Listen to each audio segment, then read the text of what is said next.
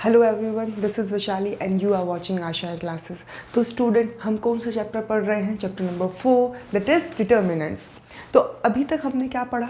हमने डिटर्मिनेंट को इवेल्युएट करना सीखा कि हम उसे सॉल्व कैसे करते हैं। चाहे डिटर्मिनेंट 1x1 ऑर्डर का हो, 2x2 ऑर्डर का हो, 3x3 ऑर्डर का हो। हमने तीनों टाइप के क्वेश्चंस देखे और फिर उसके बाद हमने पढ़ी प्रॉपर्टीज़ ऑफ डिटर्मिनेंट्स, जहाँ हमने देखा कि हम डिटर्मिनेंट को इन अ ईजी मैनर कैसे सॉल्व कर सकते हैं।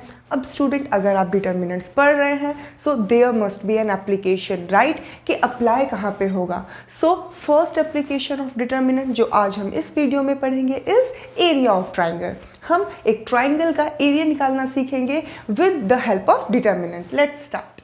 Area of triangle. अब हम एक ट्राइंगल का एरिया निकालेंगे with the help of determinant. आप देखेंगे कि कितना इजी होता है।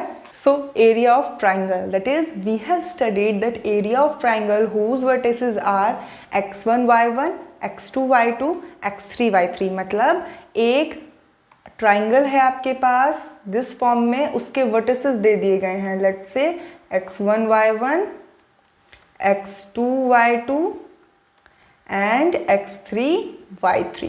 तो उसका जो एरिया का फॉर्मूला हमने पढ़ा था that is this, half into x1 लेके y2 minus y3 plus x2 लेके y3 minus y1 and x3 लेके y1 माइनस y2। ये एक साइक्लिक प्रोसेस आपको बताया गया होगा कि पहले y2 y3 y3 y1 y1 y2। Okay, तो ये था फॉर्मूला। अब हम इसको डिटर्मिनेंट की हेल्प से अगर निकालना देखें तो वो क्या होगा?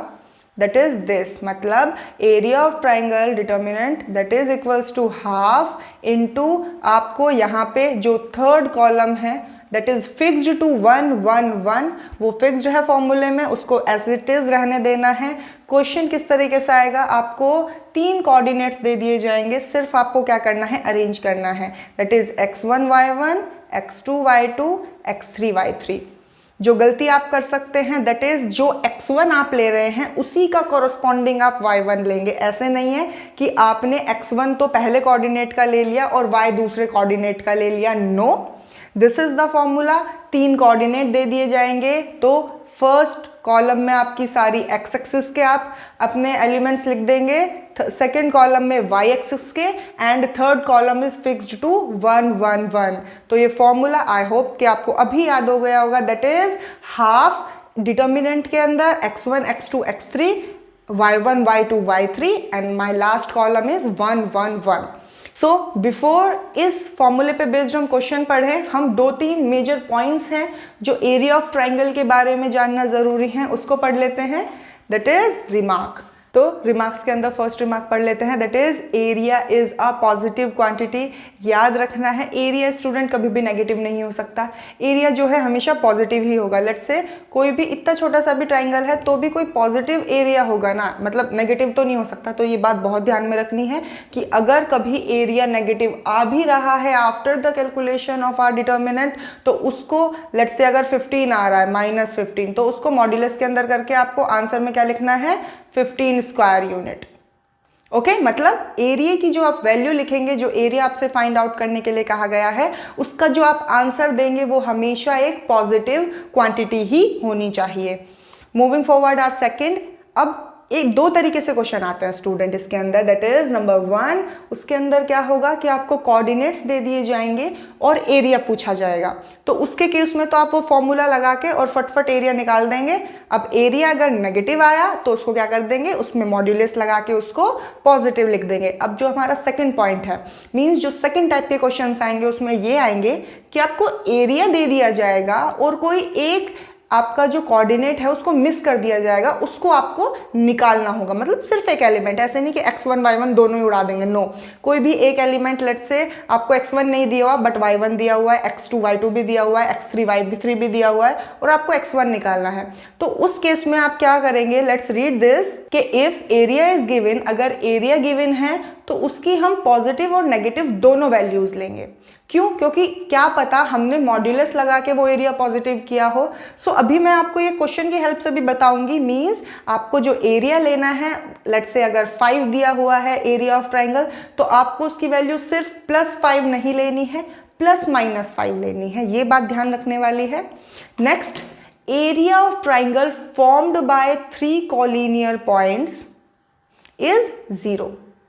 ये याद रखना है। थर्ड टाइप के क्वेश्चन इस तरीके से आ सकते हैं कि आपको 3 कोऑर्डिनेट दे दिए जाएंगे और वो कहेगा prove that they are collinear points. तो कैसे करेंगे, उसका एरिया निकालिए सिंपल। तो एरिया अगर 0 आ गया means the points are collinear. क्या होते हैं कोलिनियर पॉइंट्स? जो एक ही लाइन पे लाई करते हैं। Okay, let's say this is x1 y1, this is x2 y2 and this is x3 y3। तो जो एक ही लाइन पे पॉइंट्स लाई करते हैं उनको हम क्या बोलते हैं? कॉलिनियर पॉइंट बोलते हैं। तो आप देख भी ऑब्जर्व भी कर सकते हैं कि जब ट्राइंगल बन ही नहीं रहा है तो उसका एरिया तो 0 डेफिनेटली आना ही आना है। So this is all about area of triangle. Now let's try some questions. Let's see example number 1। इस तरीके से क्वेश्चन फ्रेम होगा that find area of triangle with vertices point given. ये आपको 3 पॉइंट दे दिए गए हैं। अगर मैं कंपेयर करूं तो क्या गिवन है? लेट्स से ये x1 है, ये y1 है, ये x2 है, ये y2 है, ये x3 है, ये y3 है। एक और चीज रिवाइज कर लेते हैं। कोऑर्डिनेट में हमेशा पहला टर्म, पहला एलिमेंट एक्स एक्सिस का होता है, दूसरा वाई एक्सिस का होता है। ये जो मैंने कंपैरिजन किया है इसी के बेसिस पे किया है that 2 is equals to x1, 7 is equals to y1, 1 is equals to x2, 1 is equals to y2। मतलब जो पहला एलिमेंट है वो x से बिलोंग करता है, जो दूसरा एलिमेंट है वो y से बिलोंग करता है। Similarly 10 is equals to x3 and 8 is equals to y3। अब हमें क्या निकालना है? Area of triangle. सिंपल, सबसे पहले फॉर्मूला लिखेंगे। फॉर्मूला लिखना यस बहुत ज़रूरी है। मार्क्स होते हैं फॉर्मूला लिखने के। आपका 1 नंबर तो आपको फॉर्मूला लिखते ही मिल जाता है। तो अगर फॉर्मूला याद है तो प्लीज़ उसको लिखना ज़रूर है। क्या फॉर्मूला पढ़ा था हमने? हम फटाफट फॉर्मूला लिख देते हैं। दैट इज़ हमने पढ़ा था पहला कॉलम होता है x का, x1, x2, x3। दूसरा कॉलम होता है y का, y1, y2, y3। और तीसरा जो कॉलम है दैट इज फिक्स्ड एट 1, 1, 1। अब हम वैल्यूज पुट कर देते हैं जो हमारे क्वेश्चन में गिवन है उसके अकॉर्डिंग। x1 क्या है स्टूडेंट? 2, x2 क्या है? 1, x3 क्या है? 10, y1 क्या है? 7, y2 क्या है? 1 एंड y3 क्या है? 8। Last column is 1, 1, 1। अब मेरे पास क्या आ गया? सिंपल एक डिटर्मिनेंट का क्वेश्चन बन गया है जिसकी मल्टीप्लाई हमने 1/2 के साथ की हुई है। सॉल्व कर लेते हैं डिटर्मिनेंट को। कैसे करते हैं? 1/2। Let's say I am solving along. अब यहाँ पे 0 नहीं है तो आप किसी के भी अलोंग कर सकते हैं। I am doing it along R1 ले लेते हैं। एक चीज हमने पढ़ी थी क्या? सबसे पहले हमें साइन कन्वेंशन लिखना होता है। तो 2 का साइन प्लस होगा, 7 का माइनस एंड 1 का plus. This is our row first. अब लिख लेते हैं दैट इज पहले हम +2 लिखेंगे, उसकी मल्टीप्लाई किसके साथ करेंगे? 2 का कॉलम और 2 का रो स्किप करके जो 4 एलिमेंट बचे दैट इज 1, 1, 8, 1 लिख लेते हैं। दैट इज 1 इंटू 1 क्या आ जाएगा स्टूडेंट? 1 minus 1 into 8, 8। देन हम क्या लिखेंगे? -7। क्यों -7 लिया? क्योंकि उसके साथ माइनस साइन एसोसिएट होता है। तो उसके लिए हम क्या करेंगे? 7 का जो रो है और जो 7 का कॉलम है उसको स्किप कर देंगे। बाकी 4 एलिमेंट जो है हमारे पास 1, दिस 1, 10 एंड 1, इसको सॉल्व कर लेंगे। That is 1 into 1, 1 minus 1 into 10, 10। फिर हम अपना थर्ड एलिमेंट लेंगे +1, उसके साथ हम क्या करेंगे? उसका कॉरस्पॉन्डिंग रो और उसका कॉरस्पॉन्डिंग कॉलम हम स्किप कर देंगे। उसके बाद जो 4 एलिमेंट बचे उसका डिटर्मिनेंट निकाल के लिख लेते हैं। That is 8 minus 10। So solving further क्या आएगा? That is 2 into -7, -7 into and +1 into -2। अब ये सिंपल मैथमेटिकल क्वेश्चन बन गया है। Now let's solve further. That is 2 into -7 is -14, -7 into -9 is +63, then +1 into -2 is -2।